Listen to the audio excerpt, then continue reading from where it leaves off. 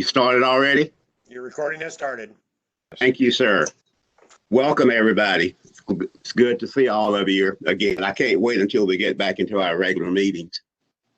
I would like to call the September the 24th meeting to order. It is now 10 a.m. And I would like to get Trustee Good to lead us in the pledge.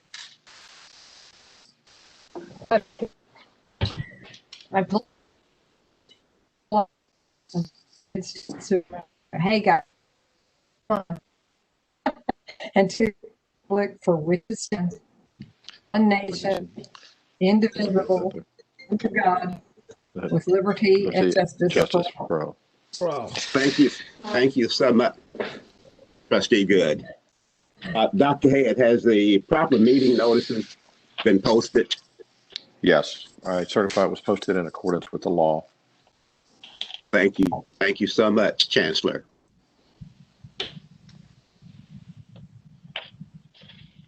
Do we have anybody wishing to make public comments? Chair Helen? Smith, we have not Yes. had anybody sign up for today's meeting. Oh, okay.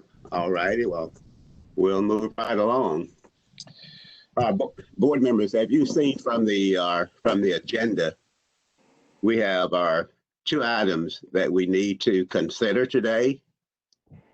And the first item deals with the consideration and adoption of order declaring unopposed candidate Art Murillo elected as trustee for District 4 on the Board of Trustees and canceling the November 2020 election for District 4 only. May I have a motion, please, and a second? So, Consider it. Okay, a second? Second. Okay, it's been moved and properly second that we can consider action item 1. Are there any comments, questions? Seeing none, all those in favor vote by the usual sign of aye. Aye. Any opposed? Okay, none opposed. It passes unanimously. Let the record so reflect. Item 2 is a motion to propose a tax rate and set the date to adopt the tax rate and the date for the public hearing. I, Alton Smith, move to propose the maintenance and operations, which is the M&O, ad valorem rate of 0.0800 per $100 valuation for the 2020 tax year to be adopted at the October 8, 2020 regular Board of Trustees meeting, and one public hearing to be held at 2 p.m. on Thursday, October 1st. If adopted as proposed, the total ad valorem tax rate for Lone Star College will remain the same as at 0.1078 per $100 valuation. May I get a second for us to consider this motion? So move. Okay, it's been moved and properly seconded that we consider this particular item. Are there any questions or comments? Oh, I thought it was a second already. Okay. Well, I moved. I thought I did almost second it. So are there any comments? If not, we are going to have a roll call vote. And there are 4 options for voting, as you know. Those for it, against it, present and not voting, and absent. Trustee Smith? Yes. Chair Smith, does Jennifer need to give her presentation now or before so that everybody understands exactly what they're voting on? She has a PowerPoint presentation. She does? Okay. I'm sorry. Yeah. I didn't see that on the agenda. So let's go ahead and do it. Okay. Yeah, show that report. Let's have the report now, Jennifer. Okay. I'm sorry about that. That's all right. No worries. Good morning. Good morning. Yeah, so this is that time of year every fall, right? We have to propose and adopt the tax rate for Lone Star College. The proposed tax rate, as Dr. Chair set out, is a total of 10.78 cents. This is broken into two pieces. The maintenance and operations rate, which is what pays for the bulk of our operations, is proposed at 8 cents. And then INS, that is the interest and sinking fund. So that is the debt service fund, proposed at 2.78 cents. We could go to the next slide.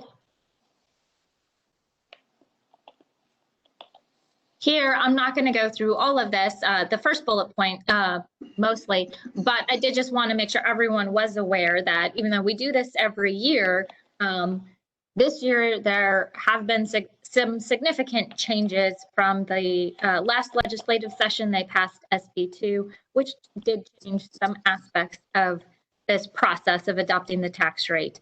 The main thing I wanted to call out for everyone is this first bullet point here is a change in terminology. I do think it's a positive change in terminology. So we've always had these two rates called the effective tax rate and the rollback tax rate, the ETR and RTR. Having done this for many years, I definitely knew what those rates are, but I can understand why, just based on their name alone, it would be difficult for the general public to really know what those rates are. So we have new names for both of those. The first one for the effective tax rate is now called the No New Revenue, NNR, tax rate. And then the rollback tax rate is now called the Voter Approval Tax Rate, the VAR. So that rate, if we were to propose a rate above that, that automatically triggers an election. Previously, that did not automatically trigger, but now it does.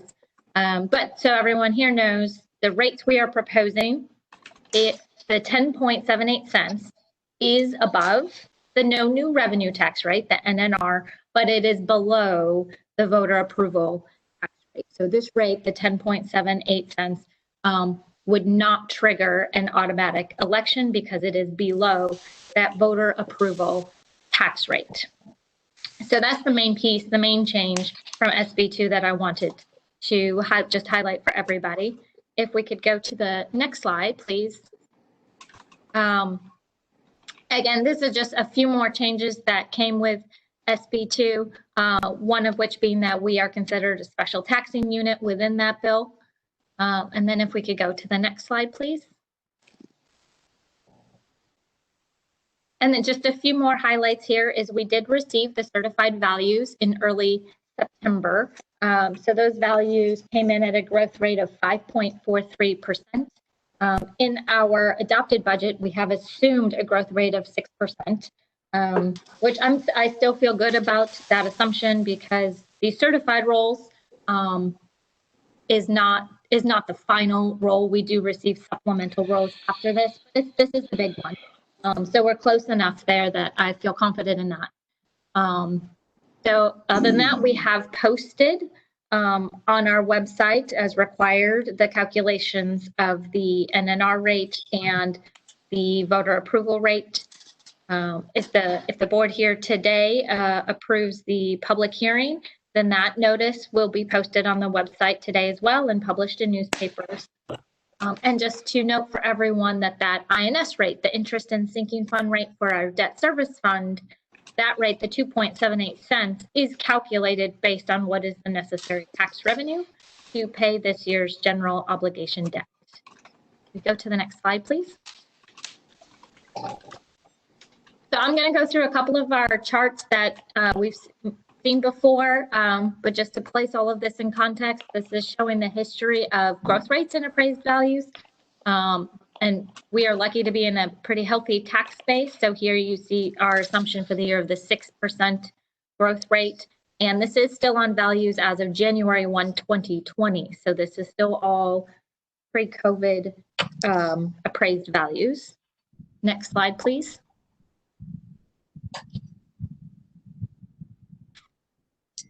And then here's the 15-year history, just to show that Lone Star College has consistently been well below the state average, and we have been flat at this 10.78 cents for several years now. Next slide, please.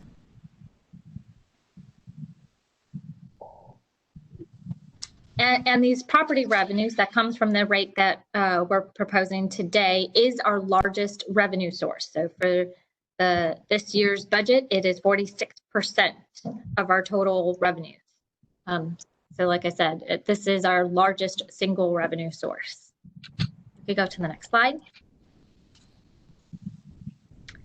And then, so this chart again is just showing that, again, our tax rate has been flat for several years, and it shows that in comparison to the revenues do go up because that is going up with growth in property values. Please. And then here, again, to show where Lone Star is at in terms of our reliance on property tax revenues. Among the 50 community colleges, we are ranked 14th in terms of what share of our total revenues comes from property taxes. Next slide, please. And this is just to end here. I wanted to just end with what steps come next for adopting a tax rate. Of course, we received in early September the certified values. Today is when the board needs to propose a tax rate and set the public hearing. Thursday, October 1st is that public hearing on the proposed tax rate. This is required to be in person, so it'll be held at Lone Star College North Harris. And then at our regular board meeting on Thursday, October 8th is when the board would be asked to vote on adopting the tax rate. So those are the steps from here to adopt the tax rate. Thank you. Board members, do you have any questions on Jennifer's report and the motion that's on the floor? Yes. Yes. Dr. Smith, yes, this is Linda Good. I do have a question. Jennifer, Yes, go ahead. Thank you. Did the legislature do anything substantive with regard to the NNR and the VAR? So, crux of my question is, has the amount of change that triggers VAR changed? For us, no, because we were included as a special taxing unit. For us, it's not true of everybody, but for community colleges, that calculation has not significantly changed. No. Okay, thank you. Any other questions or comments? Yes, sir. Chairman Mike Sullivan here. Jennifer, would you email that PowerPoint out to me? And if anyone else wants it, they can ask. Yes, yes. Thank you. So Jennifer, it may be a good idea just to email it to all of the board members. If you don't mind. Yeah, no, we can definitely do that. Okay. Any other questions? If not, we'll now do a roll call vote. Remember now, we can either vote for, against, present and not voting, and absent. And I'll It's start abstain, with not absent. No, well, I President. said, okay. We may have some, okay. We may have some folks absent, and I'll indicate whether they're absent or not when I call their name. So it's still going to be for, against, present, and absent, and I'll mark those that are not. With all due respect, Mr. Chairman, I disagree. I think that every trustee has an option to vote, to abstain from voting. They do. Okay, so if you could mention that They for the do. record, please. They do. And I'll also indicate those that are absent too. Okay. All right. I think isn't it present and not voting? That is the abstention. Yes, Right. that's correct. Yes. So I think it's just a different word. Yes. So when did I've only been here 2 years, but I've never heard present not voting, Mary. Yeah, I think that they're used interchangeably. So why are we using that this meeting when we haven't been using it in other meetings? Where did that come from? I don't know. Okay. but it has the same effect, that you Okay. were present, but you But- decide not to vote. Yeah, Okay, but- thank you. Yeah, but what I'll do, Mayor, for simplicity purpose, I'll just say abstentions There you go. and move on rather than just, arguing about it. Okay. Trustee Good. Yes. Can I ask a point of clarification just to make sure everybody's clear? Yes. We are not voting to adopt the tax rate. We are voting to recommend the tax rate and to set a tax hearing, correct? That's correct. Okay. That's And correct. if you're calling for my vote, my is yay. Thank you. You're- Ken Lloyd. Ken's absent. Art Murillo.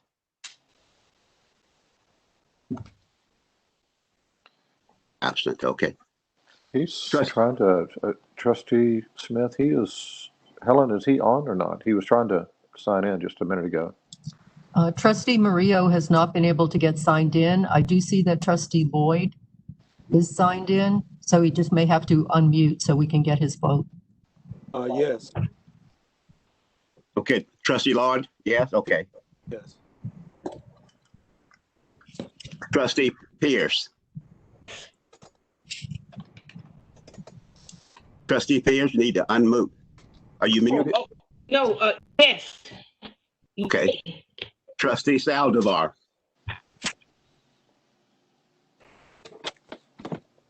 I thought Saldivar was there. Okay. Alton Smith, yes. Yeah, I'm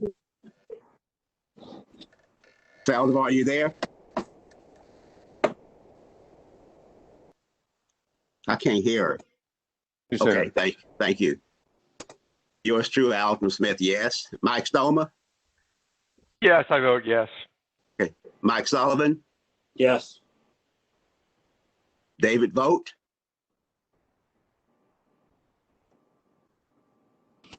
Yes, he's after that. The motion passed with Art and David. Art, I couldn't hear him, and Dave Vogt is absent. So the motion passed. Okay, thank you so much. I would like at this point in time, those are our two action items that we have to consider. At this point, I will entertain a motion to adjourn. So move. Second. Any objections? I guess not. Thank you for your time. Art, congratulations on a second term. Thanks all. Same to you. All right.